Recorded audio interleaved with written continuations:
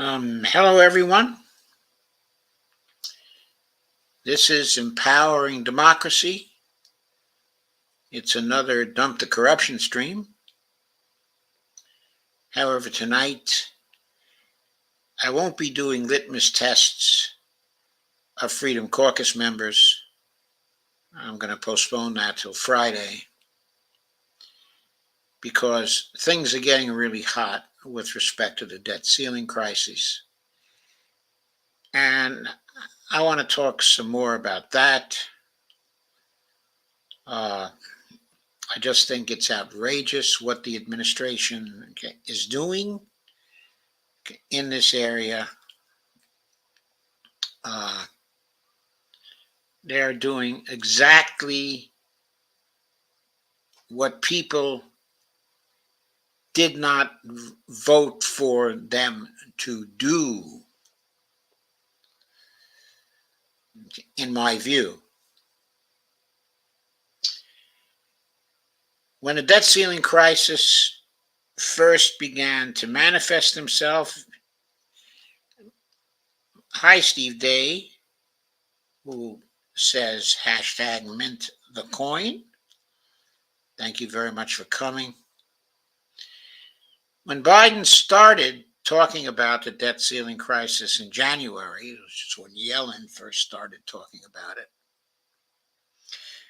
the context of it was that before the elections, when the Democrats had control of both houses of Congress, they could have gotten rid of the debt ceiling law entirely. Of course, the Republicans would have blamed them for it, but the mass of voters don't give a damn about the debt ceiling law. They really don't give a damn about it. It would have been easy during the campaign if the Republicans had complained about their getting rid of the debt ceiling law during the campaign. It would have been easy in the campaign of 2022 to turn the public against the debt ceiling law altogether if the Republicans had dared to bring it up. But the truth is, our leaders in the Democratic Party apparently want to have the debt ceiling law in place so they can have an excuse to negotiate with Republicans to cut back on the social safety net and other things that Democrats have actually passed over the years that benefit people. So I don't think the Democrats really wanted to get rid of the debt ceiling law. I must point out, though, they could have. They had a majority in the House. They had a majority in the Senate, though, of course, it was a very, very slim one. They could have run. Part of their running in the campaign could have been against the debt ceiling law. They could have cited the experience of 2011 with the debt ceiling law and the experience of 2013 with the debt ceiling law to explain to people that those experiences turned out badly for the economy and badly for the people, that those two debt ceiling crises and the compromises which the Democrats say they were forced to make gave us the longest running recession in U.S. history. It was the longest time to recover from the recession of 2008 and 2009, in part because of the compromises the Democrats made with the Republicans in August of 2011, and then again during the spring of 2013. The fiscal cliff deal they made with the Republicans, the across-the-board cuts they made with the Republicans, Now, they managed to blame those cuts on the Republicans and gain some electoral advantage out of it, but only at the expense of the American people. Here we are again, a rerun of this during the 2020s, when the Democrats got elected and took office in 2021. The first thing they should have done while Biden was at the height of his popularity and power, the first thing they should have done was to have passed the debt ceiling law right then and there. Whatever they had to do to compromise with Manchin and Sinema,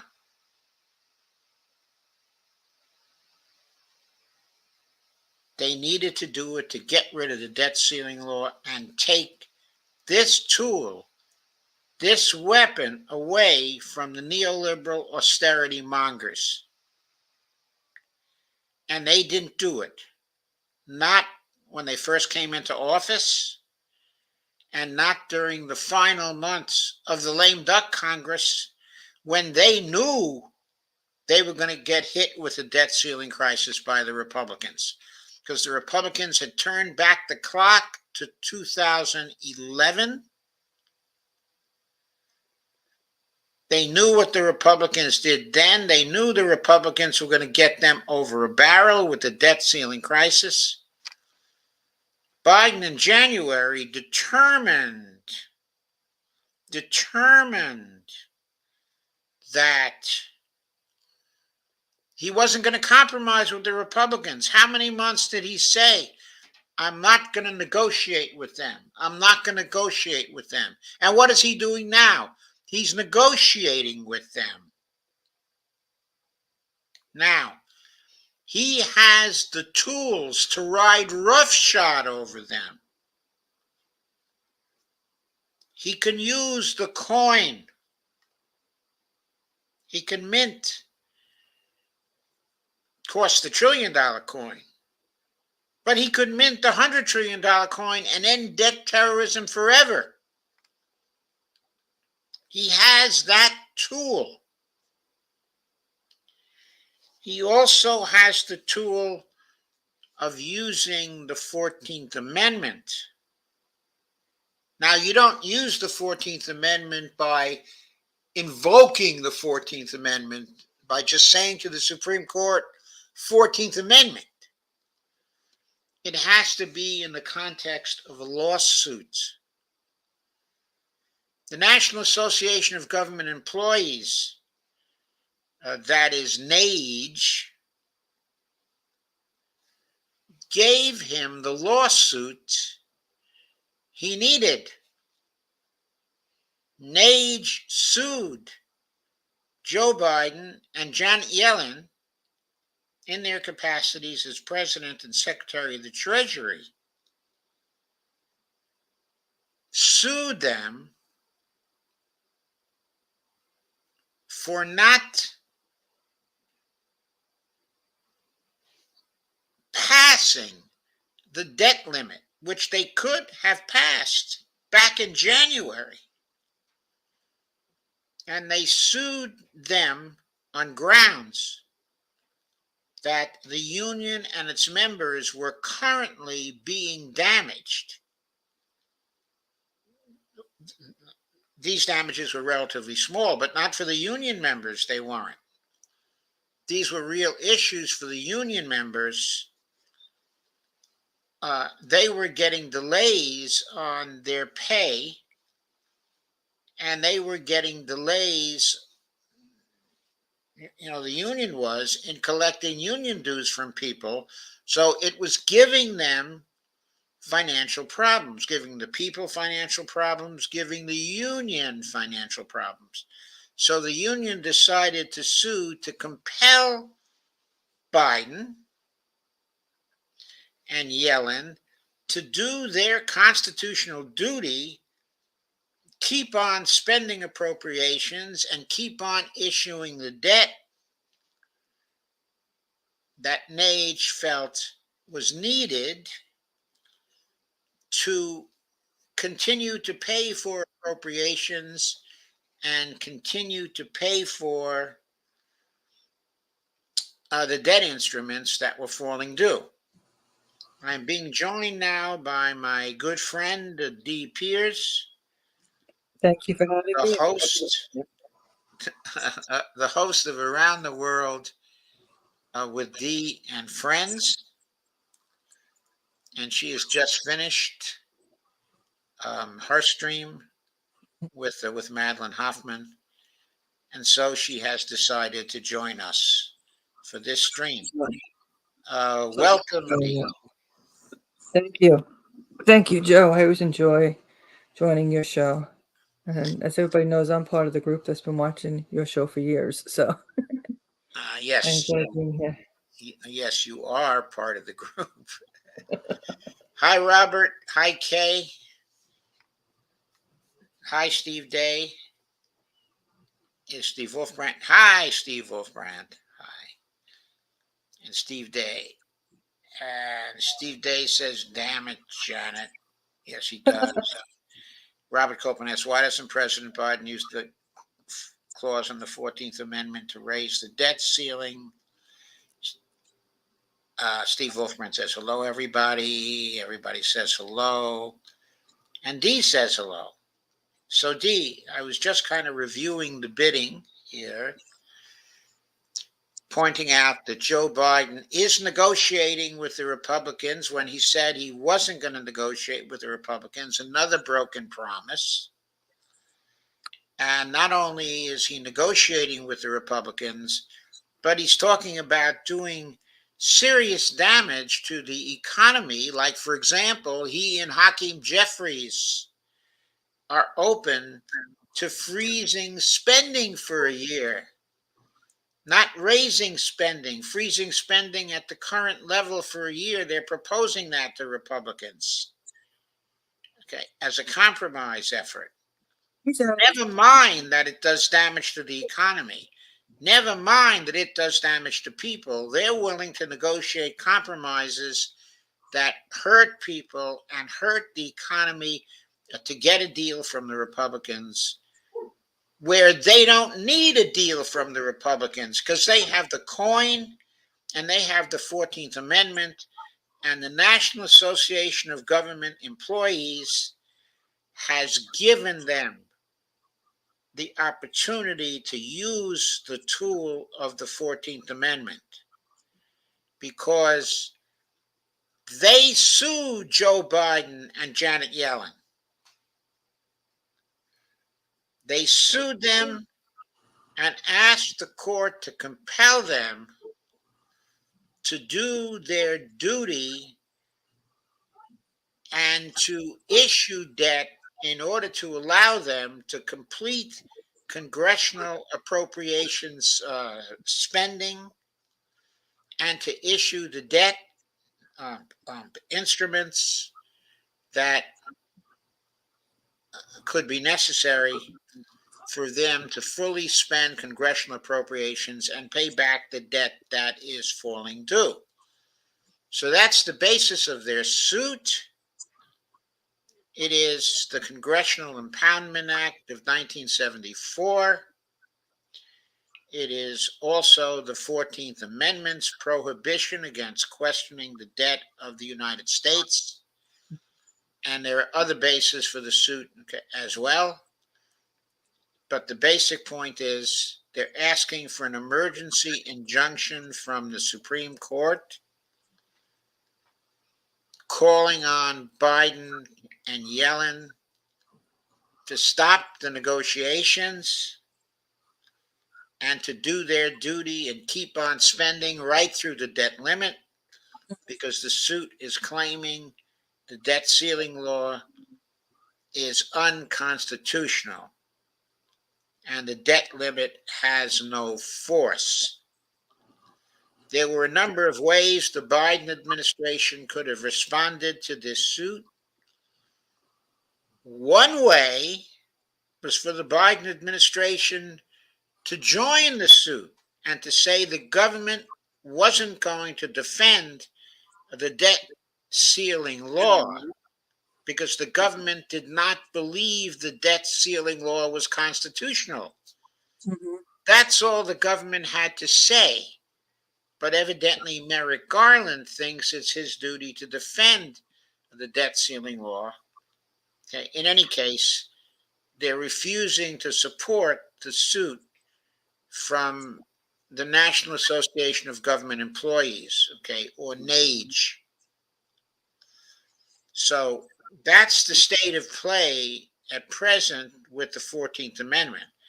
Now I understand another group of federal employees, another association of federal employees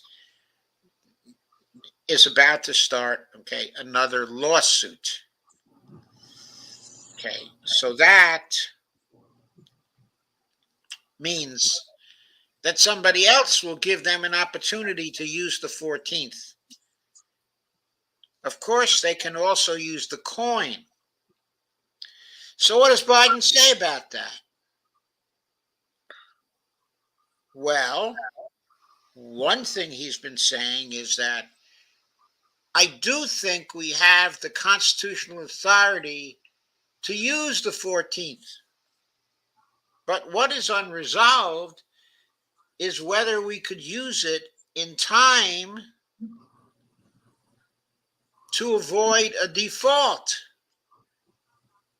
Now, folks, this is ridiculous on two grounds. Because if there's no time now to use the 14th, there was certainly time to use it 2 months ago, or 3 months ago, or back in January. Surely the administration could have found some government employees who were about to be harmed by Janet Yellen's extraordinary measures and gotten them to put in a lawsuit.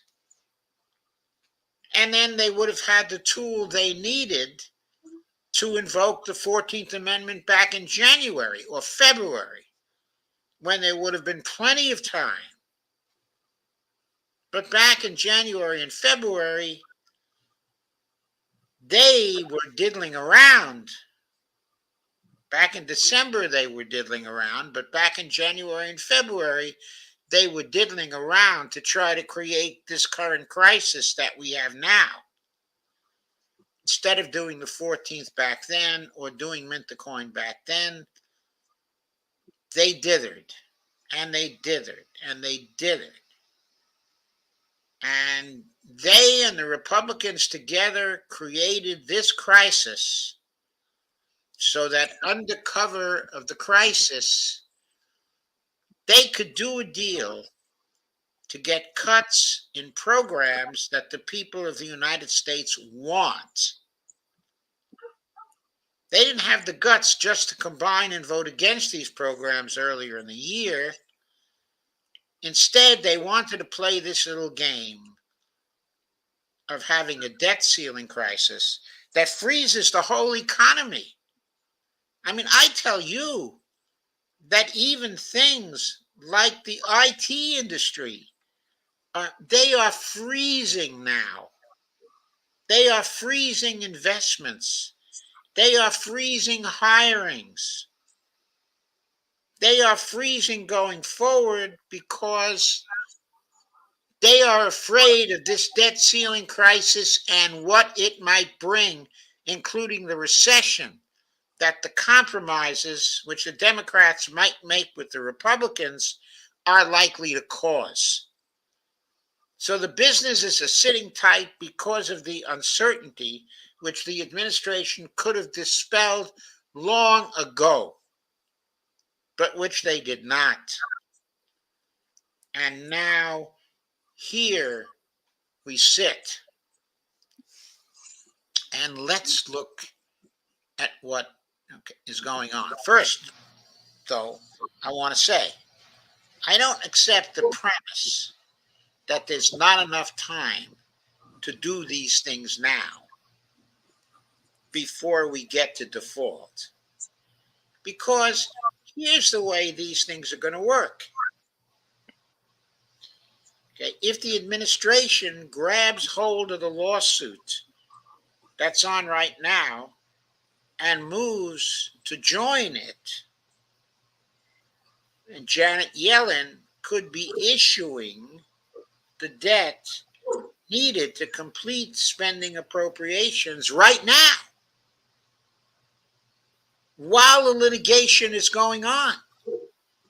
Nothing stops the Treasury from doing that while the litigation is going on unless there is an injunction from the Supreme Court. But who's going to ask for injunctive relief? Will the Republican House ask for injunctive relief? Why? What harm has been done to them? What monies have they lost due to the state of things right now? What monies will they lose because the administration is going ahead with spending that Congress has already appropriated it? I don't even think the Republicans are going to get standing in the Supreme Court because there are many precedents that suggest that one house of Congress, but dominated by one party, doesn't have standing to contest the constitutionality or lack of constitutionality of a law. So I don't even think they're going to get standing. But even if they do get standing, we're talking about weeks of discussion here. And through all that time, Janet Yellen could be selling debt instruments and getting the money needed to pay back debt and to continue spending appropriations for the rest of the fiscal year. If the Supreme Court if the Republicans were to get standing and the Supreme Court were to give them injunctive relief, then that would immediately trigger a default by the federal government. And that default would be blamed on the Supreme Court. And everything that follows from it would be blamed on the Supreme Court. Do you think the Supreme Court is going to risk doing that? I mean, the Supreme Court is hated now, but the people are going to be at the gates if the Supreme Court causes a crash of the world economy. The barbarians are going to be at the gates then. Is that what's going to be needed? I don't know if that's what's going to be needed. I don't know if that's what's going to be needed, but I'm saying if the Supreme Court made a move like that, that is what is going to happen. Now, the Supreme Court might do something like the following. They might say, okay, they'll hear the case, but they can't give injunctive relief because it's just not a clear case and the Republicans haven't shown that they were damaged, okay, in any way.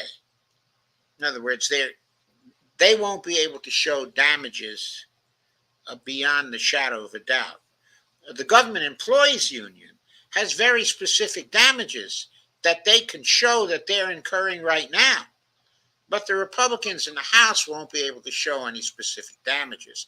So there are no grounds for having an injunction to stop the Treasury from issuing debt. There just are no grounds in terms of damages. So that means the case is going to have to go to the Supreme Court and be tried before the Supreme Court. But without injunctive relief, there's nothing to stop Yellen and the federal government to keep on spending.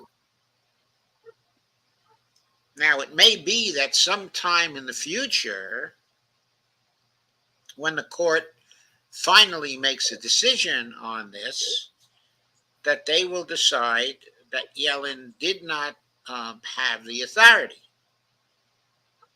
But they will decide that in their own good time and in such a way that they are not responsible for a default. They will throw the ball back to the Democrats and Republicans to make a deal on the budget for next year. Okay, but I think the court will in some way refuse to get fully involved or completely involved, even if a majority of them want to overturn this claim of authority by the executive branch. They'll still be careful not to do it in such a way that it overturns the global economy, which is what is being threatened right now.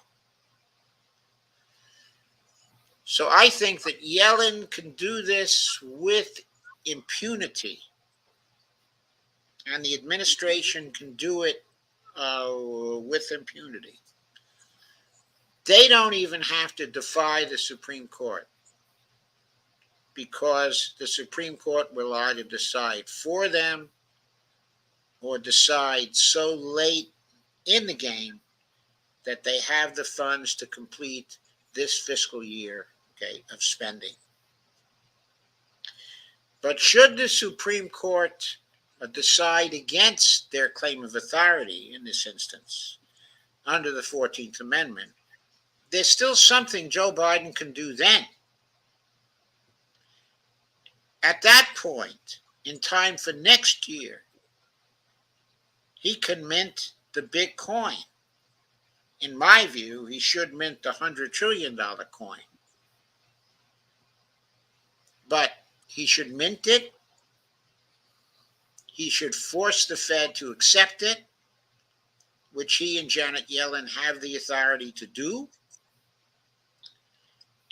And he should then, in that way, create a war chest in the Treasury spending account with $100 trillion in it, so all the debt can be paid down, can be paid off, and so that all appropriations can be spent as Congress creates those appropriations. So it seems to me that is a viable strategy, and that is what Biden should be doing. So why shouldn't he be doing it?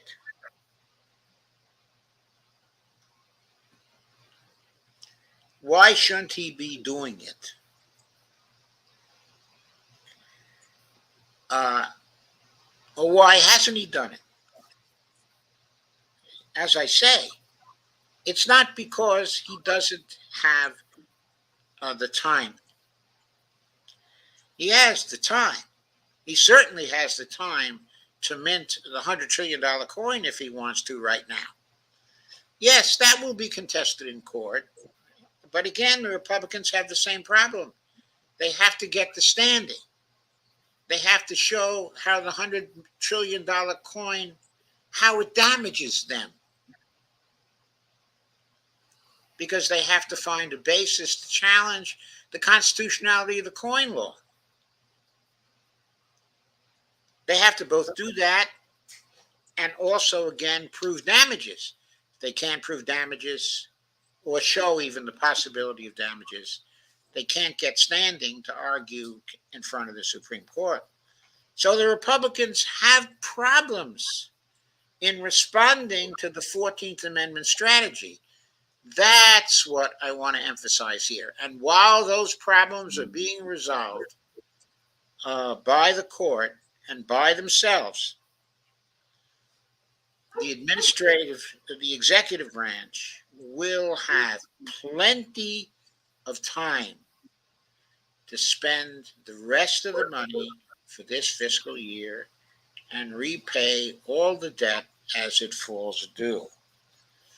If they mint the $100 trillion coin, then when the next crisis arises, which is going to be when they're dickering about what the budget should look like, that's going to be a knockdown, drag-out fight. It's going to occur in September or in early October. In that fight, there are going to be all kinds of claims by the Republicans. But if that $100 trillion is sitting in the Treasury spending account by that time, you're looking at a completely different environment for fiscal fights, because here will be the Republicans advocating for austerity, and everybody is going to be thinking, why? Why should we have austerity when we've got this $100 trillion sitting in the Treasury spending account? Why do we need cuts in Social Security? Why do we need cuts in Medicare? Why do we need cuts in education? Why can't we have paid family leave? Why can't we have a renewal of the child tax credit? We got plenty of money for all these things. It's visible. It's sitting right in the Treasury spending account. There goes the rationale the Republicans have for wanting to do all these budget cuts that the rich want them to do. Their rationale for these budget cuts is going to go away.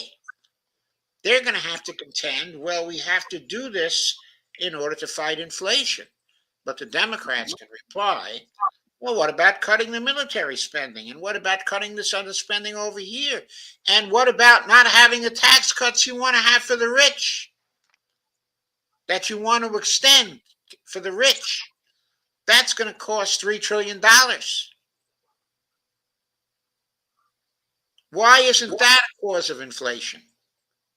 All this stuff you want to do is as much a cause of inflation as the stuff we want to do. So there's no justification to cut any of this stuff, because we got $100 trillion sitting in the bank. Actually, it won't be $100 trillion by then, because they will have paid back.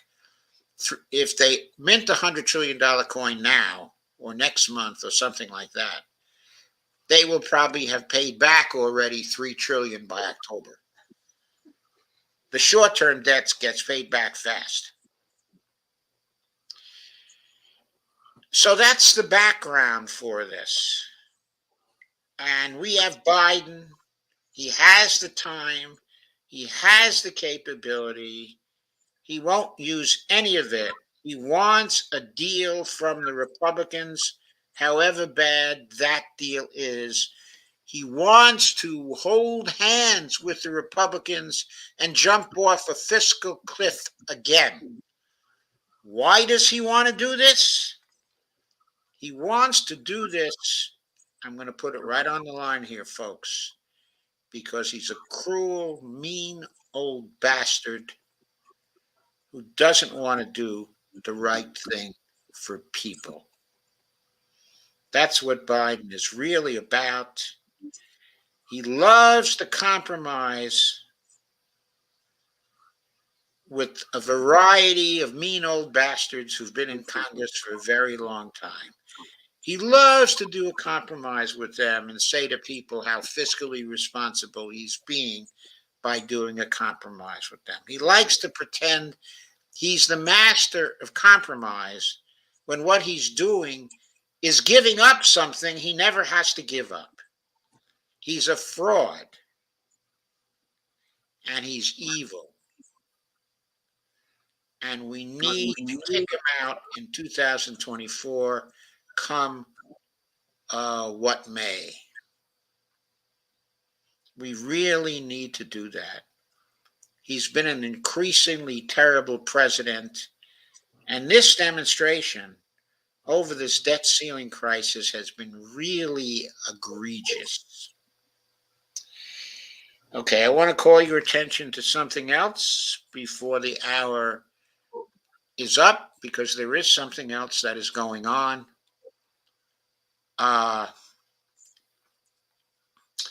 So, Professor Hockett, Bob Hockett, Robert C. Hockett, has been active. Okay. Today,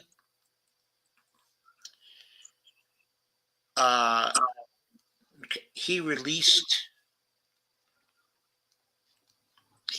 a paper, and he tweeted about it. And the paper is a complaint template for legal challenges to the validity of the statutory debt ceiling. In fact, I'm gonna share that with you right now. Yeah. Uh, let's see if I can find it. Yeah, here it is.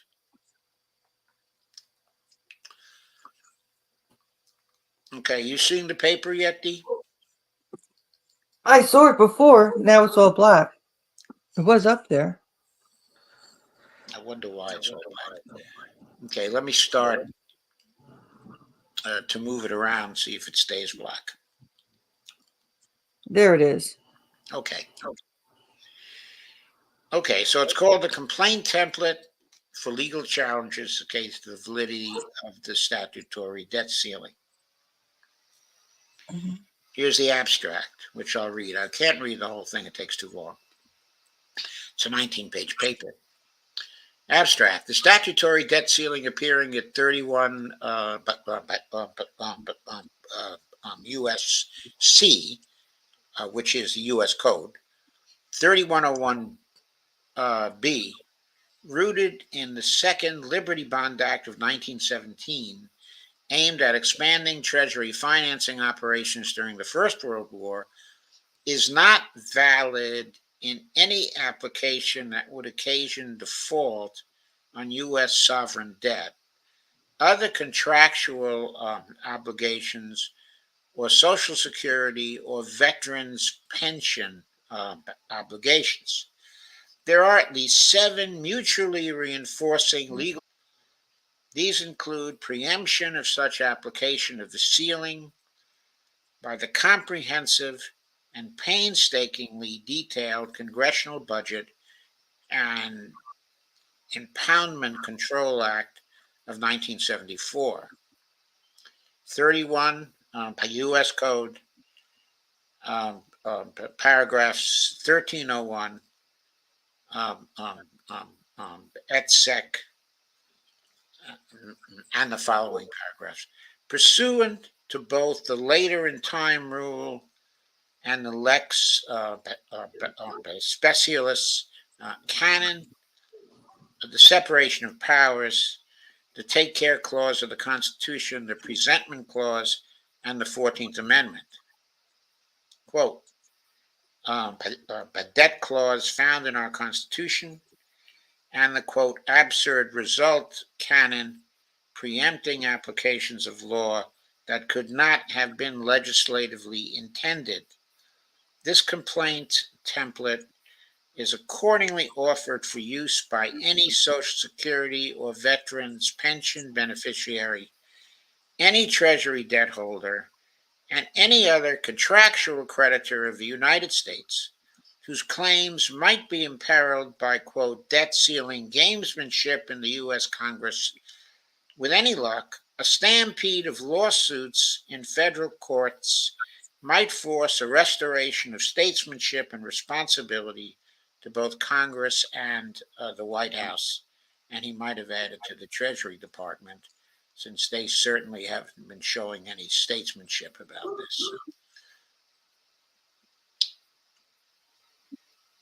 Okay, Robert Hockett is Edward Cornell Professor of Law at Cornell Law School and Cornell University, where he teaches corporations, financial regulations, and public finance. I won't go into the rest of the credentials, but they're very impressive. He's a university professor, the Edward Cornell Professor of Law at Cornell Law School. Okay, that's a university professorship. He has what's called a chair, which was funded by a grant some time ago. Here's the template. Okay. It allows people to fill in the template and to sue.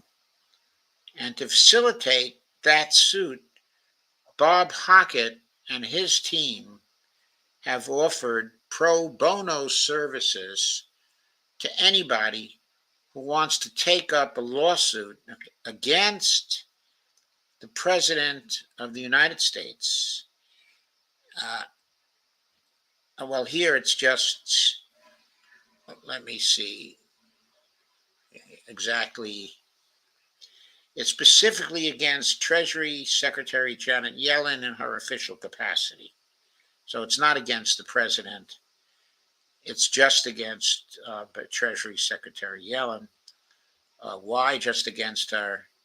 Because under the Constitution, she has the duty to issue debt to fill the gap between spending, okay, and revenue collection. That responsibility is specified in the law. So she has that responsibility, and it's argued in the arguments that are presented in this template that she has the constitutional duty to issue debt and to not allow a default, okay, to occur. Okay, the remedy that is being asked for is injunctive relief from the Supreme Court, okay, to prevent damage that is imminent to VA recipients, to Social Security recipients,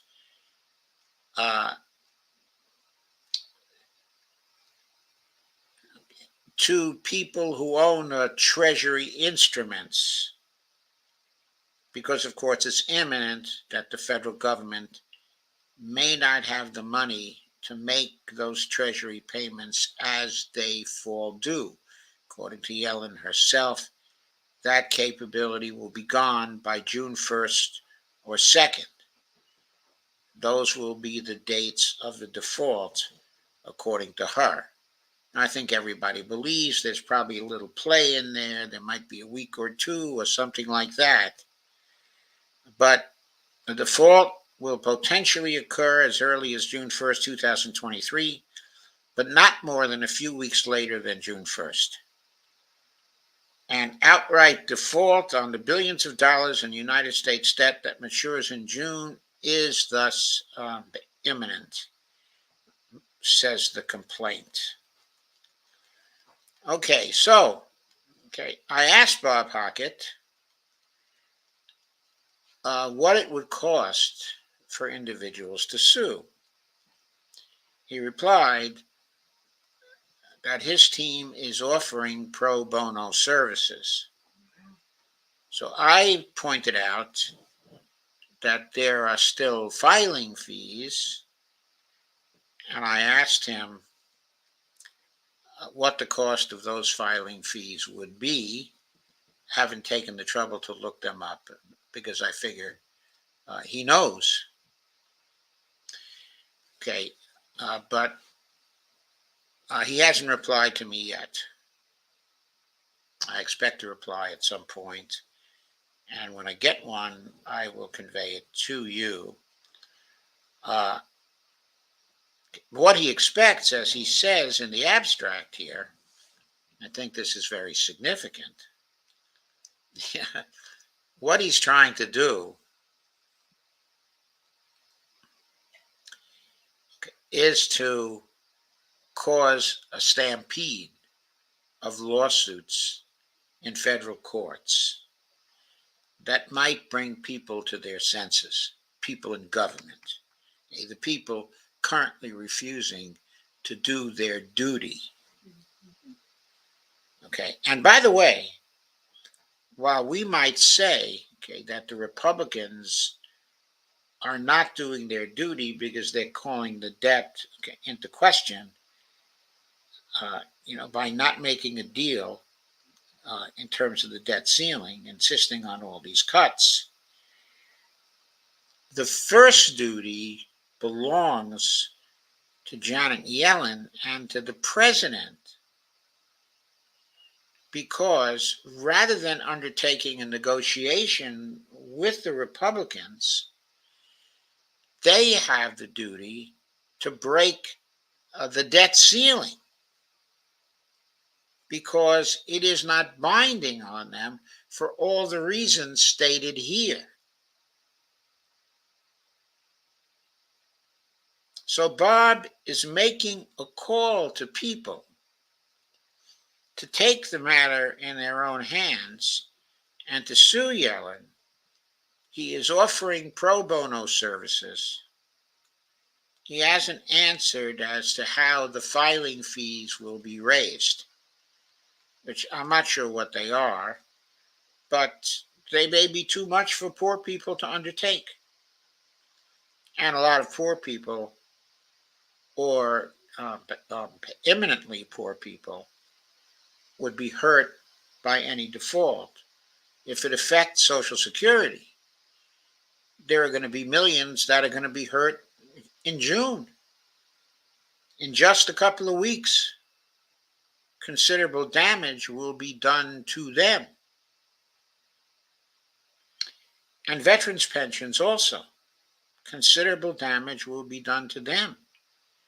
And considerable damage, of course, will be done to people who have outstanding public debt that they are holding and are expecting payments of debt plus interest when they fall due uh, in June. So I wanted to bring that up for you to show you the paper. And I guess I want to. Wherefore plaintiffs pray that this court enter judgment, and this is probably initially going to be in a district court, but eventually it might be kicked up to the Supreme Court. A, declaring the debt ceiling statute unenforceable to the extent that it impairs compliance by the Secretary with the specific pledge made in Title 31 of the U.S. Code, Sections 3123A. That is the duty of the Treasury Secretary to continue spending appropriations of Congress that have already been made. B, declaring the debt ceiling statute null and void in light of the Congressional Budget and Empowerment Control Act of 1974. C, declaring the debt ceiling statute unconstitutional as applied to the extent that it calls into question the validity of the public debt of the United States by preventing Secretary Yellen from borrowing amounts sufficient to pay the public debt. D, declaring the debt ceiling statute unconstitutional as applied to the extent that it deprives plaintiff and their our names would go, my name or your name or anybody else's name, and all Social Security recipients of their pension benefits by preventing Secretary Yellen from borrowing amounts sufficient to pay these benefits. E, directing the defendant secretary to borrow sufficient amounts to repay principal and interest on U.S. debt instruments in accordance with their terms and to pay the Social Security benefits of all Social Security pension beneficiaries. And F, enjoining the defendant secretary from limiting the borrowing of the United States to the extent that the statutory debt limit would otherwise require the secretary to make de facto appropriations, decisions that the Constitution directs Congress to make, and G, granting plaintiffs such other and additional relief as is just and proper. This is dated New York, May 24th, 2023. That is today, and there are blank lines here, of course, for the plaintiff, for more than one plaintiff. I think if I were to do it, then it would be my wife and I, who would be the plaintiffs in this particular situation. But any one of us that qualifies because they're due payments from the federal government of one kind or another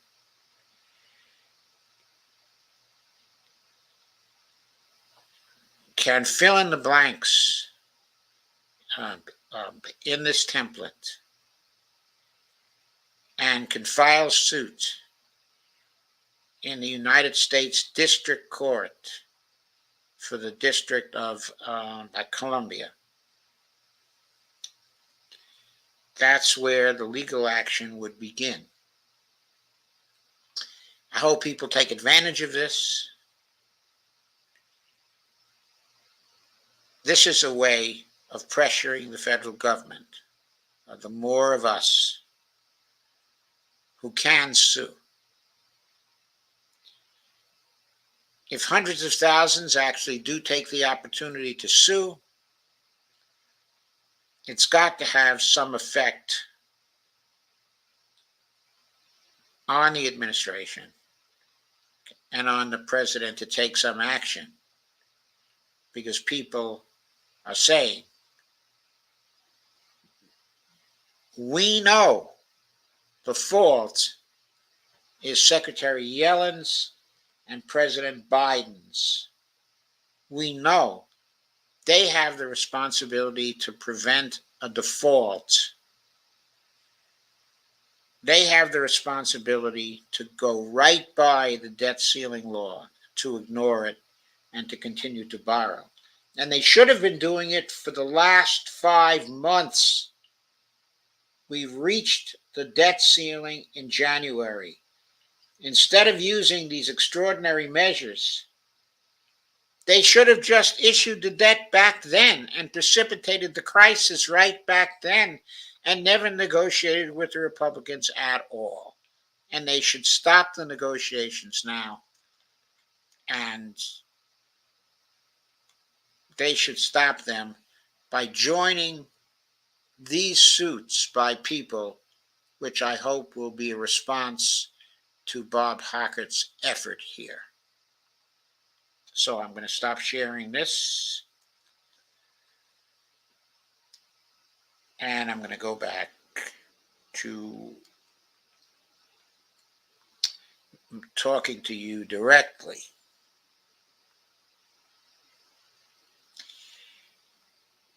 Okay. There are some comments. I'm going to start to address these comments.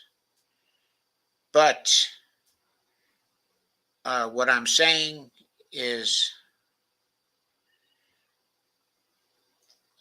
the big responsibility right now lies with Yellen and Biden. I've been saying this for weeks. I pointed out that it was their duty to use the tools they had to nullify the debt ceiling. I've talked, of course, in terms of the coin. I still think they should have used the coin back then, and not the $1 trillion coin. That's BS. It's a Band-Aid. You end this debt terrorism by minting the 100T coin and showing the population of the United States that there's 100T sitting in the Treasury spending account to repay all the debt. People constantly talk about 31.5T worth of debt. 100T is much more than enough to cover that, and also enough to cover deficit spending for years to come. So there would be no basis for debt terrorism anymore. And when the 100T started to run out, the president could always cause the minting of another 100T coin, or even a quadrillion dollar coin, if the Congress hadn't come to its senses and just gotten rid of the debt ceiling law. But I prefer using the coin to getting rid of the debt ceiling law. And the reason why I do is because the coin offers the opportunity to end this debt terrorism that has been going on. And that's really what we have to do. Any comments, Steve? Joe, I'm with you 100%. Any Debt terrorism comments, is Steve? exactly Any what other- it is. Okay, sorry, say that again. I said debt terrorism is what it is. Yeah. And they're psychologically abusing us, psychological warfare, right? Yeah, and the warfare the warfare is against us, the people Exactly. watching this happen. It's not against the Republicans. Okay, it's not against the Democrats. They're all chuckling on the way to the bank. They have They're all these. just hanging out in their little cocktails and talking about this and how they can make things, have us go into hysterics about it all. They're doing kabuki theater, and we're worrying whether we're going to get our Treasury bond checks next month or our Social Security checks next month. It's just unacceptable. Both sides have to fulfill their responsibilities, but in the first instance, the president and the secretary of the Treasury have the tools to just ride roughshod over the Republicans, and for once, they need to go ahead and do that. They need to go ahead and do that. They need to Yes, they show the do. Republicans that just like the Republicans, okay, the Democratic Party is willing to use the tools at its disposal to do what the voters want, okay, the Democratic Party to do. The voters don't want the president and the secretary of the Treasury to cave into the Republicans. And if they do, if they create the kind of compromises they did in 2011 and 2013, Biden is toast in 2024. I mean, he's Yes, he is probably toast. toast anyway, Right. but he's certainly toast if he tanks the economy in order to get a deal with the Republicans. He thinks people are going to praise him for making a deal. They're not going to praise him. Everybody's going to see him as caving.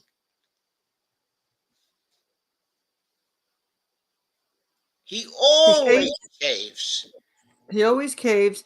And now Kay Ryan is the one suffering with all the bullshit. She says they already cut my food stamps.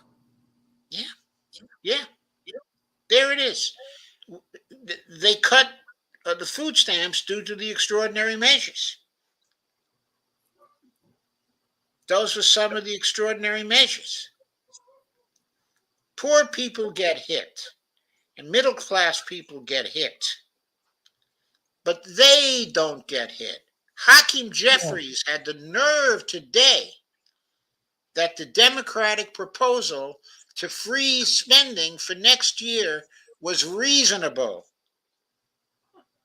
Hakeem Jeffries ought to be thrown out of Congress on his butt in Mhm. 2024 just for saying that.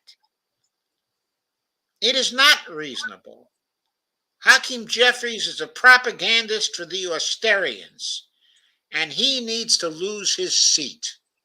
Yes, he does. They all need to go. They all need to go. Okay, anything else, D?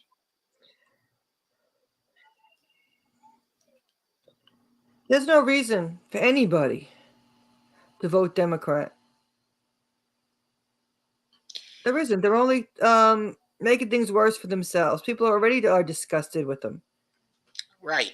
And by the way, there's no reason for anybody to vote for the Republicans, too. No, there We've isn't. been doing the litmus test on people of both parties.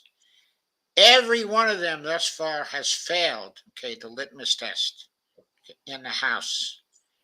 95 of the progressives, 25 of the establishment Dems, 25 of the establishment in the Republican Party, and 15 of the Freedom Caucus members in the Republican Party. Every last one has failed our litmus test.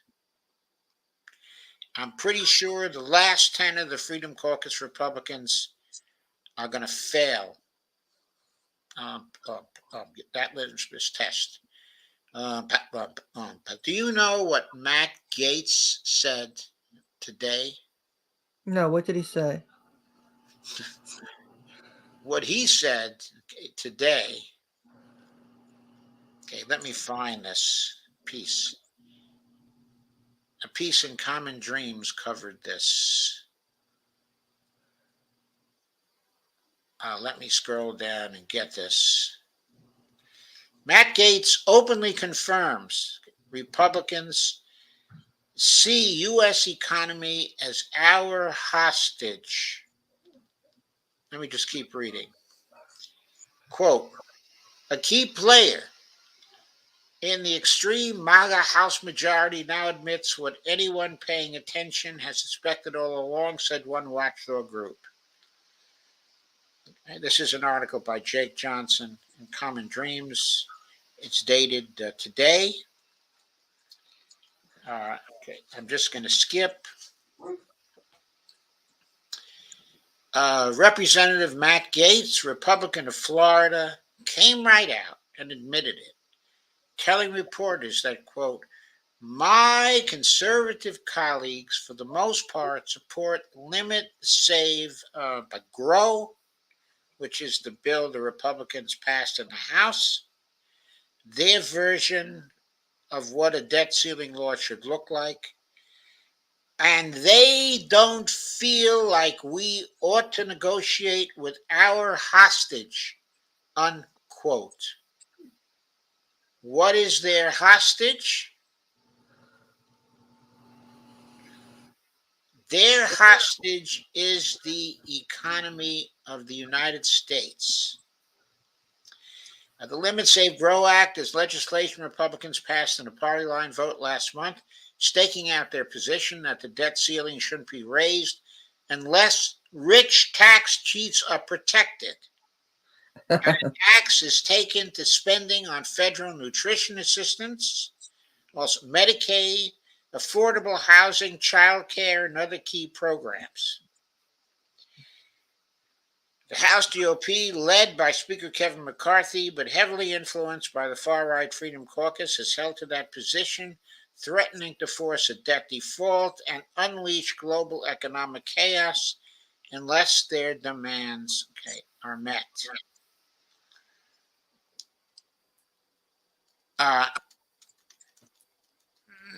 I believe the one-person motion, this is a quote from Gaetz, I believe the one-person motion to vacate has given us the best version of Speaker McCarthy. In other words, when they compromised with Speaker McCarthy to make him the Speaker, they passed a rule saying that one person in the rest of the Congress or the Freedom Caucus could make a motion to vacate the chair and get a vote, potentially replacing Speaker McCarthy, essentially putting McCarthy on a very short leash. So there is a short quote in here. Okay, Representative Brendan Boyle, Democrat of Pennsylvania, top Democrat on the House Budget Committee, wrote on Twitter that Matt Gaetz, quote, just admitted Republicans are holding the U.S. economy on hostage. Quote, the pro-default extremists in the GOP are willing to risk economic calamity to force their cruel cuts on American families. I want to say something about this right now. Yes, the pro-default extremists in the GOP are willing to risk that to force their cruel cuts on American families. But make no mistake about it, Biden and Yellen are willing to risk that as well to force some compromise they would like to make with the Republicans on American families.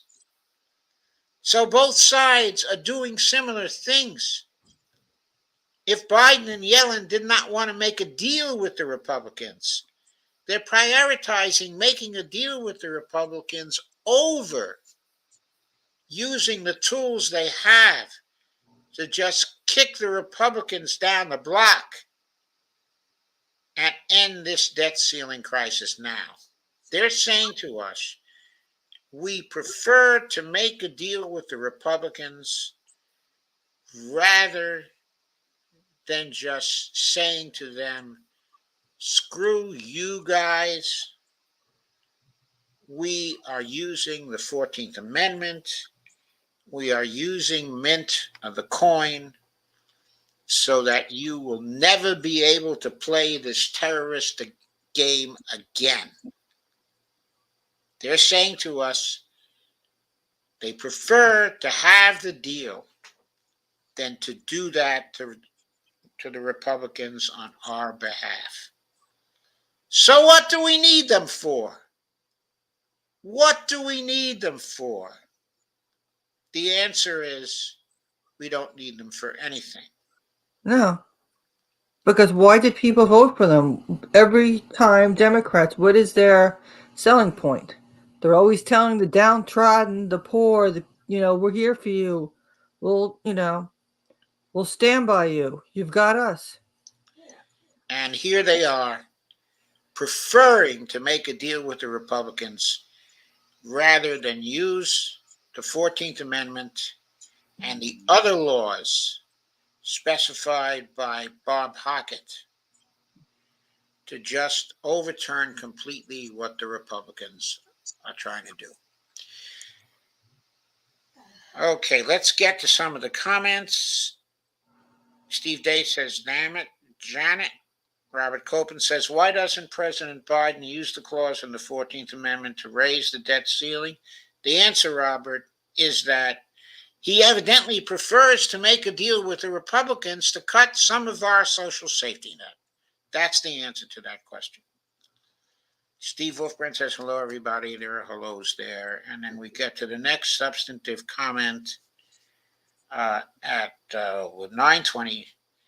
One case says we need to get rid of the debt ceiling, but altogether we do. And Robert Hockett has pointed out, and a number of other people have pointed out, that the debt ceiling is not binding on Janet Yellen, and that she can and should be sued to make her go right through the debt ceiling and to contest the constitutionality of the debt ceiling law. Steve Wolfbrand asks, Doc, what do you think about all this hoopla about Bitcoin, Bitcoin going around by RFK and Jimmy Dore? What is your opinion, of Bitcoin? My opinion of Bitcoin is that it is not a currency. It is a commodity. It is a speculative kind of investment. And there are too few regulations on Bitcoin because it's too speculative. There's too much money that has been invested in it, and a crash. I'm not just speaking, of Bitcoins, but all cryptocurrency, so-called, all the various varieties of cryptocurrency.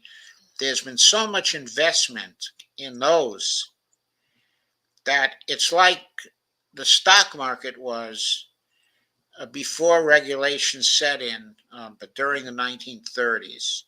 It's highly speculative. It's highly volatile. People can make a fortune overnight.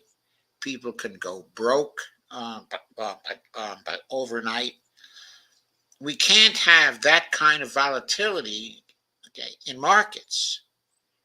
It is a danger to the economy. People have already lost money when when something happened to Sam Bankman-Fried's, in other words, when the whole game he was playing, the fraud that he was producing, went public,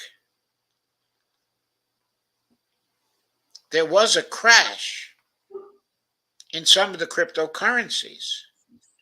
And those invested heavily in cryptocurrencies lost a considerable amount, of money. There was no regulation on that. It was the Wild West there.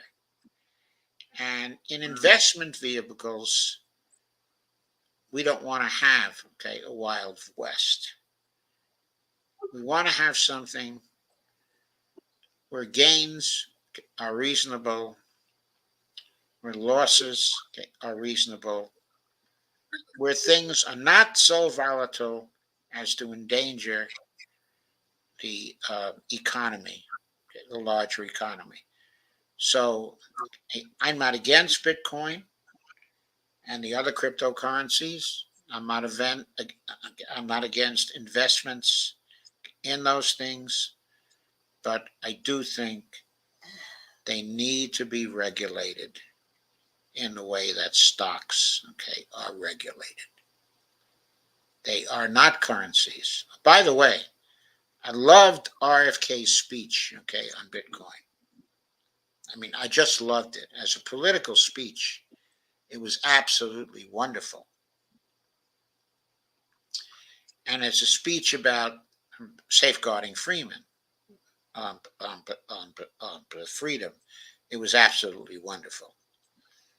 And I'm still very much for RFK, okay, at this point. I think he did a great job in that speech. He just showed that he has cryptocurrency at his fingertips in terms of his knowledge. And I think it would be good for us to have a president who has that kind of knowledge about cryptocurrency. So I still am all for him, but I still think cryptocurrency needs to be regulated. We need sensible laws that will do the regulation of so-called cryptocurrencies. Okay, and you know my view, cryptocurrencies are not fiat currencies. They don't have the force of government behind them. Those currencies are not um, um, fiat currency sovereigns.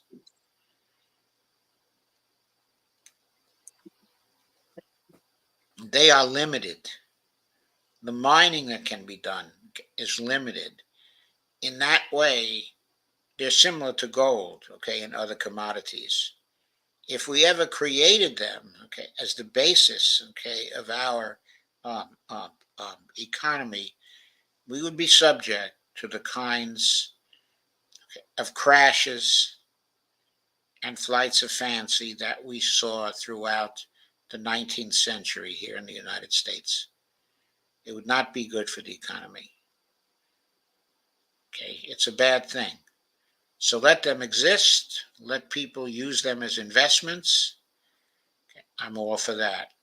But there's got to be regulation that is sensible regulation. Steve Day says, can we couch issuing debt in some other terminology so the masses can have better understanding? Okay, I'd love to do that, but what the government issues are debt instruments. They issue those so people can buy them.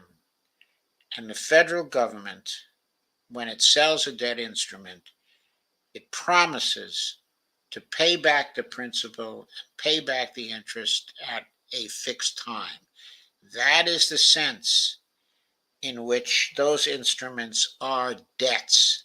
Now, those instruments are not like our debts because we're not able uh, um, uh, to produce the money at will to pay our debts, and the federal government is.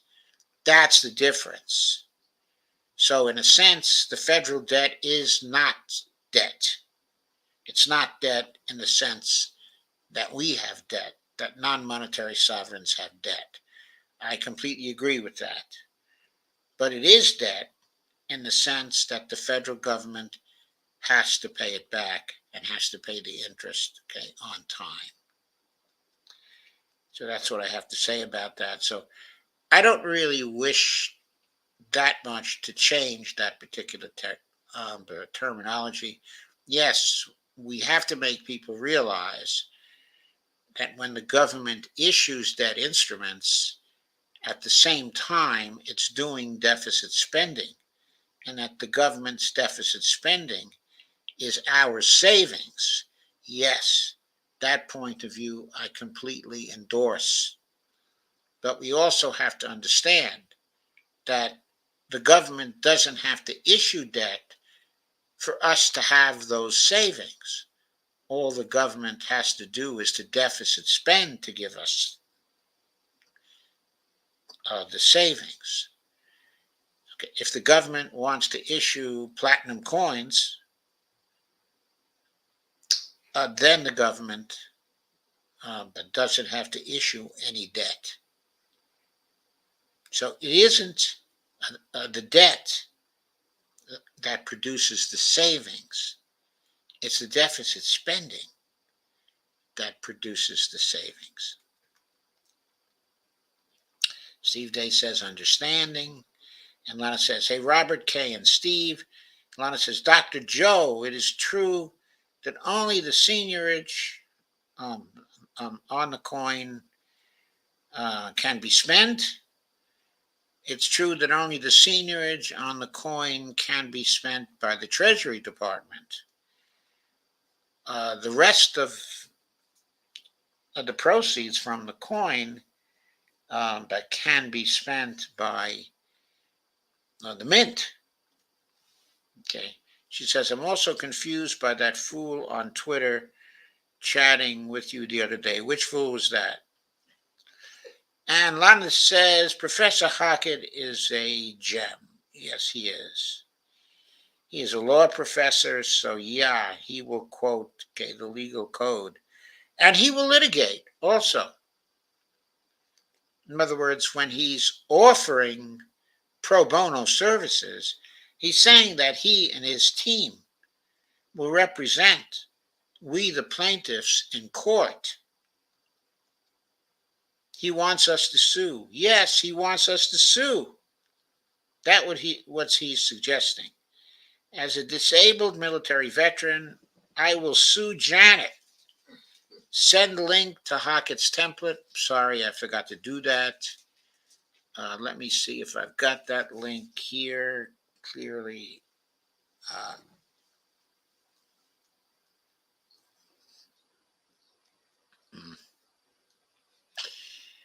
Okay, let me go get that link. I've got it in my damned other browser. Let me, okay, I will get it for you right now.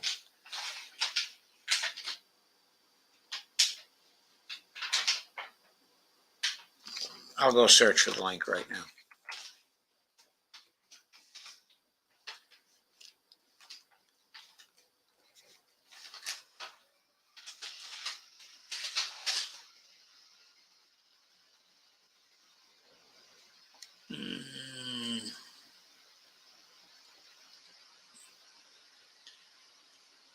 Oh, just screwed up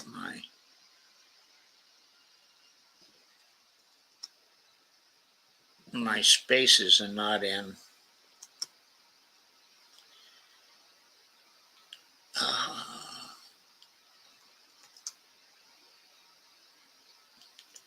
This is going to take me a little longer than I thought because for some reason when I copied the title into Google, it took away all my spaces. So now I have to reinsert them to do the search.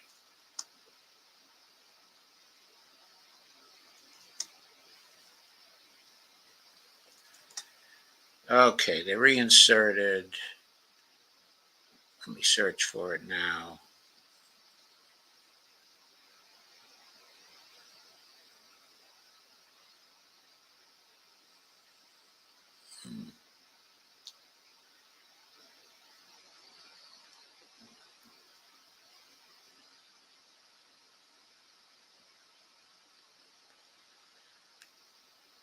Put the link in Twitter.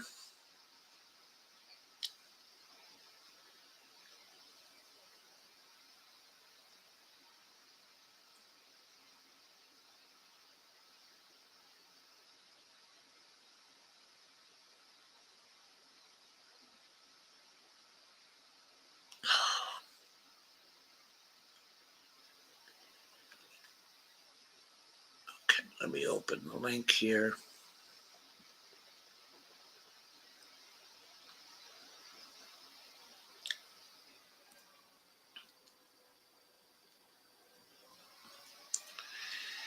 Okay, got it. I had the link in my other browser, so I had to come over here with it. But here it is now, so you can pick it up. So that's the paper. Okay. As a stable veteran, I will sue Janet. Send link to Hockett's template. Okay, you got it. Steve Day, send it. Okay, in Meta Messenger. Okay, I can send it to you. Okay, in Messenger, Steve. Let me get here. I don't know what you mean by Meta Messenger, but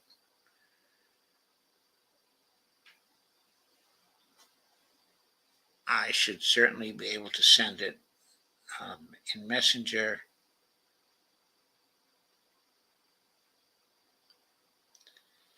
Where are you?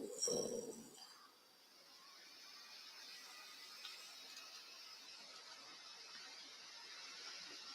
Okay, I sent it to you in Messenger, Steve. We're connected, okay, in Messenger. So there it is for you.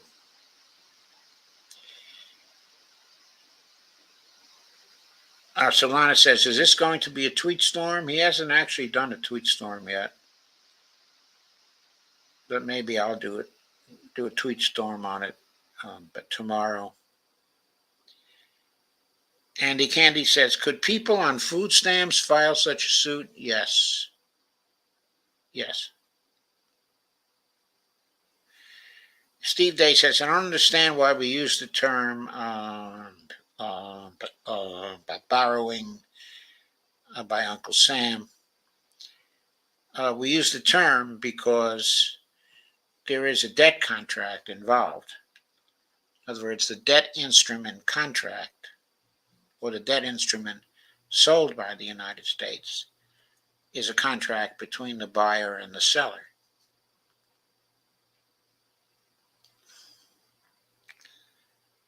Okay. Now, it's true that when that money is deposited by the Treasury Department, it is destroyed in settlement by the Federal Reserve before the Federal Reserve creates entirely new money for the Treasury spending account. That is true. Robert Copeland says, I think people on food stamps can file a lawsuit. Yeah, I agree. Does this Twitter link come through? I didn't use the Twitter link. I actually sent you the link to download the Acrobat file, which is the template. Steve Day says $100 trillion coin. Yes. Robert Copeland says they can mint the $250 coin. Yes, they can. I guess I've always favored. When Stephanie Kelton came up with the expression $100 trillion coin, I decided that was a good marketing coin. So good that was good from a marketing point of view. So I started talking about the $100 trillion coin then. Somehow the $100 quadrillion coin doesn't seem quite as catchy.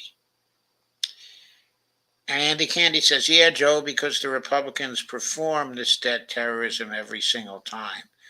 Hi and bye, kids are fighting. Steve says, Lana, maybe class action suit. Yeah, maybe it could be made a class action suit. People suing on behalf of all Social Security recipients, for example, or all Treasury debt instrument holders. Andy Candy says, thanks, Robert. Hi, Andy. Hey, Steve.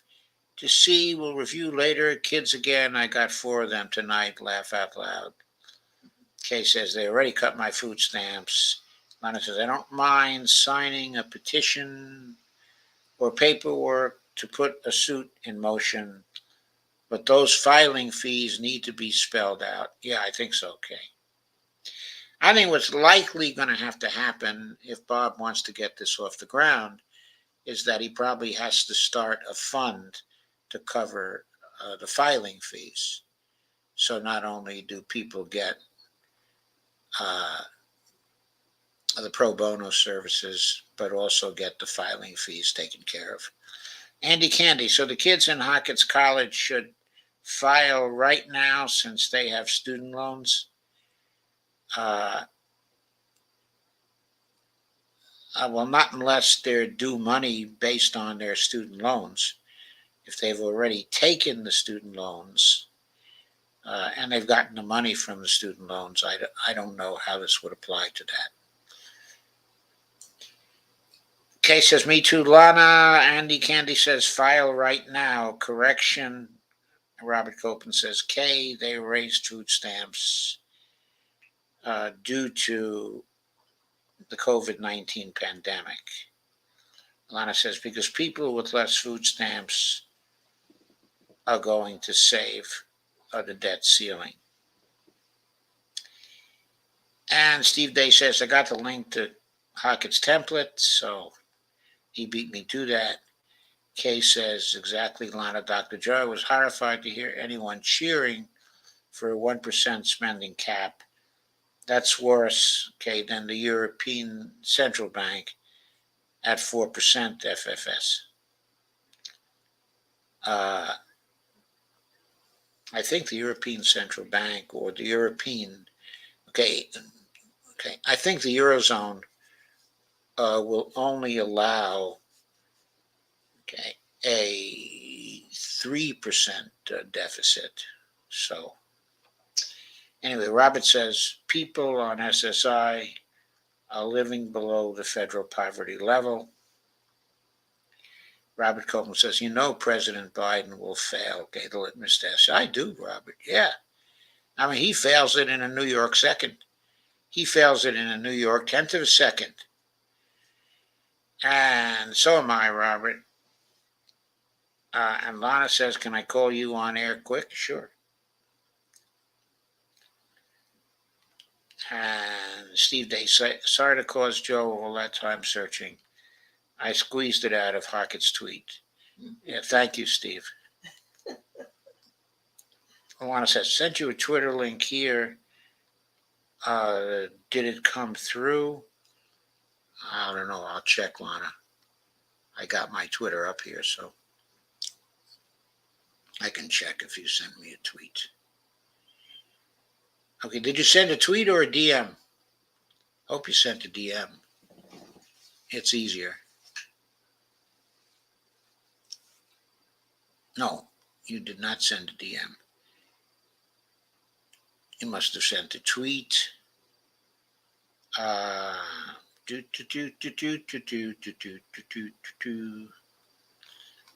I'm sounding like Jordan Sheraton.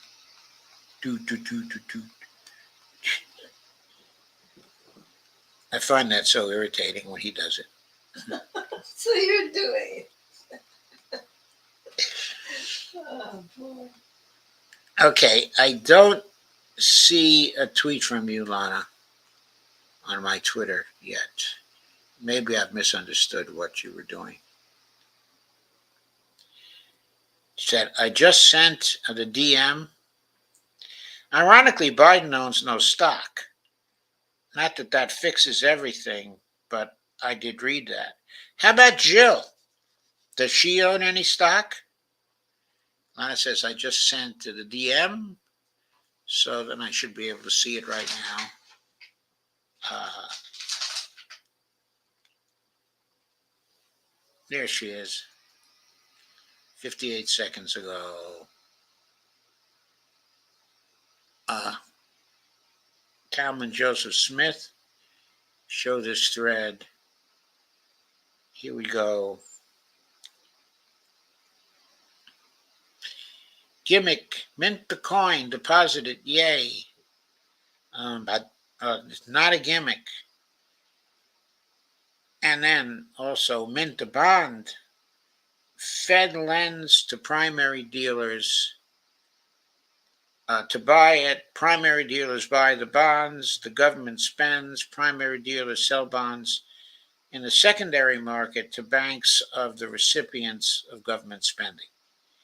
Yes, that is what happens. I've written articles about that in past years. It could be Lana wants me to show that, and so I will send that. Hi, Bonnie. All right. Live your laugh at Joe. Laugh out loud. I was trying to figure out why people we know were cheering this guy saying that the coin is a gimmick. But even Stephanie did. I don't know why they're cheering this guy saying the coin is a gimmick. I don't think he was really saying it was a gimmick. But anyway, let me share that since I got it up on the screen anyway. Okay, I think I got it on the screen. Do I have it on the screen? Let's see. Yeah, this is the graphic. Oh yeah, he did call it a gimmick, but I think he was being sarcastic. Gimmick, mint the coin, deposit it, yay. Okay, and not a gimmick. And then he draws the steps between minting a bond, okay, and the government spending, and the primary dealers selling bonds in the secondary market to banks or the recipients of government spending. But I think he's being sarcastic here. Okay, in other words, the bottom of this graphic shows how complicated the process is for the government to spend through the minting process. How much more effort it involves to do that, as opposed to the so-called gimmick. He should have labeled this in the graphic so-called gimmick, put it in scare quotes, and then the rest of the graphic could have stayed the same. I think that's what Stephanie was laughing at, that this is actually sarcastic, is intended to be sarcasm. Anyway.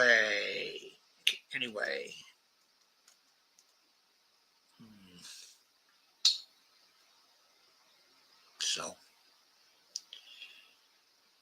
getting back to the comments again. Hi, Bonnie, love your loving laugh. Thank you. Okay, at Joe. Yeah. We are about as close as people could get, so there's a lot of going back and forth like that and a lot of laughing. Steve Day says, no room for sarcasm these days. Oh, okay, sarcastic. That makes me feel better. Yeah, it looked to me like it was sarcasm. But yeah. Okay, I think Bob is trying something here, and it's a very interesting idea. I hope it works. I hope there are thousands of lawsuits that we quickly see over the next 2 or 3 days.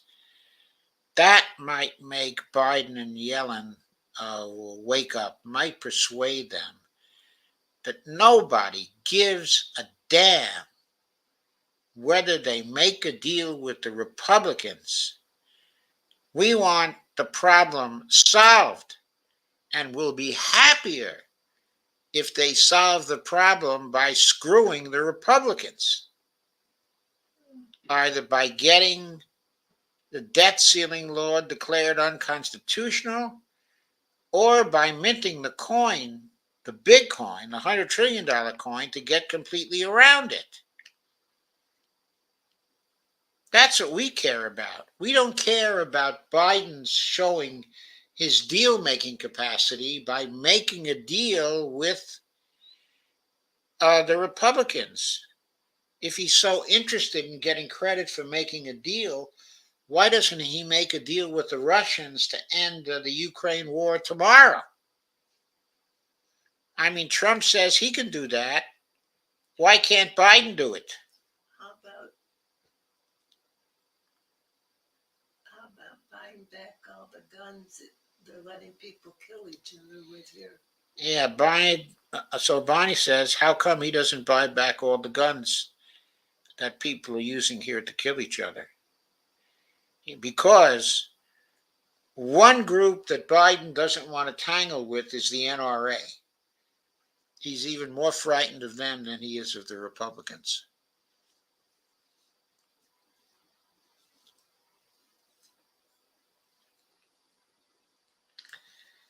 Constructive sarcasm, perhaps.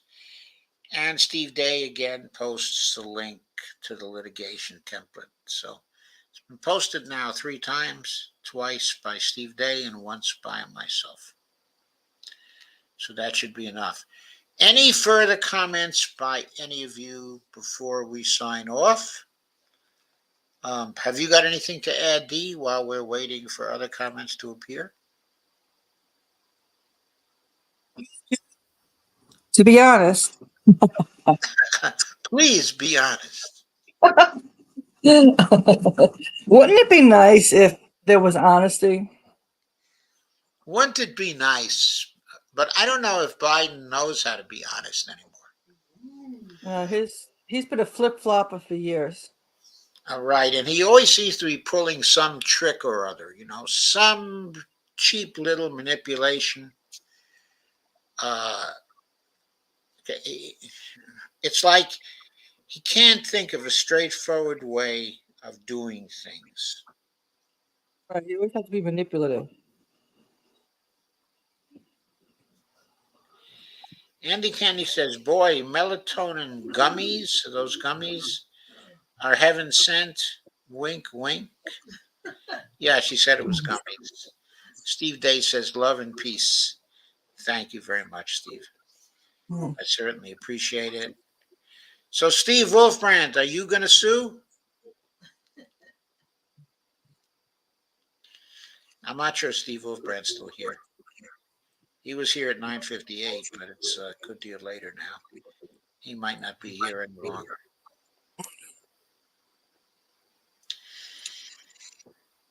Oh, I'm sorry, Dee. Go ahead. I was going to say, I think we're all on the same page with this, and everybody's disgusted. You have an MMT audience here. Everybody knows this whole situation is plain BS, and it's causing so much harm that doesn't have to be caused. Okay, thank you, Andy Candy. Yes, I entirely agree, Dee.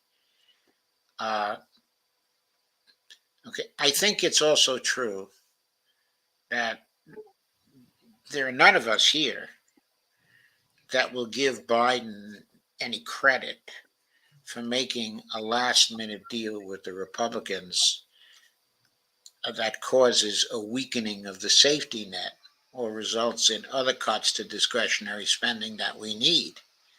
We're not going to give him any credit for that kind of deal. The only credit he will get is if he can force them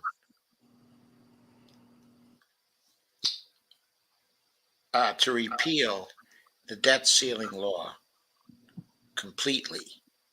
If he can do a deal like that, we'll give him some credit. If he can't, I mean, this guy is proposing a deal where he's going to give away all sorts of things to the Republicans, and then he's going to give them another bite at the apple in less than 2 years so they can have another debt ceiling crisis and he can cave again. And he thinks that's a deal he should get credit for. He's getting kicked out on his butt. Yes, hell to the no. I mean, people aren't even going to think twice if he makes a deal like that. Okay, they're just going to say, bye-bye. Marjorie. Yeah, exactly. Okay, I'm making a reference to something that happened in the Clinton administration, but it'll be bye-bye Biden in this case. Mhm.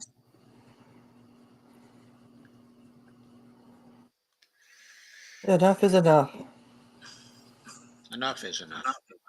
So good night, everyone. Have a wonderful evening. Thank you for coming. Oh, Thank here's Steve.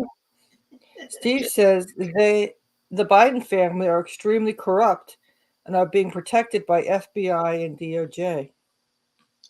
Yes, I agree, Steve.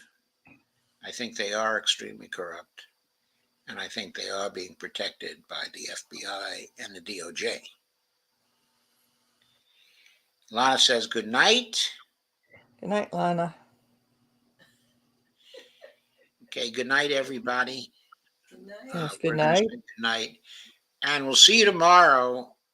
I'm going to have another show on neoliberalism tomorrow, and in that show, oh, we may also be discussing the debt ceiling crisis. There's a lot of news coming out on that all the time Mhm. now.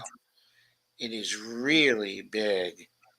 Steve says, I am not suing, more likely leaving the country. Well, I perfectly well understand, Steve. Okay, our friend, specifically Madeline Hoffman, has left the country and gone to Colombia to help out with politics there. Uh, Hopefully, she can have greater success down there than we are having here.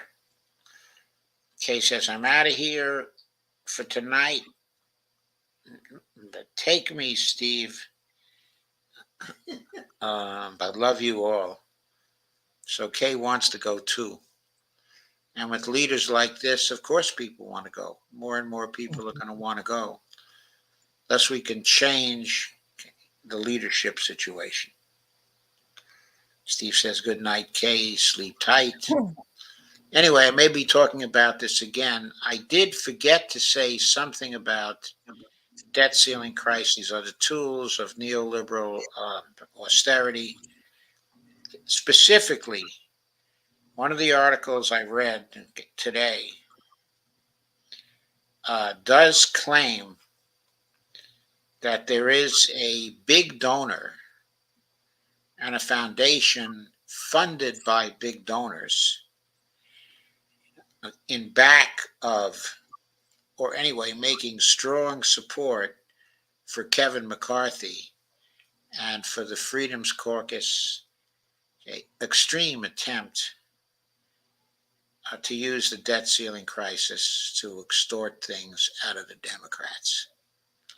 So there are big donors behind that. And so this debt ceiling crisis does connect up to dump the corruption. Mhm. I forgot to make that connection explicit Mhm. before. So many shows lead back to dump the corruption. Yes.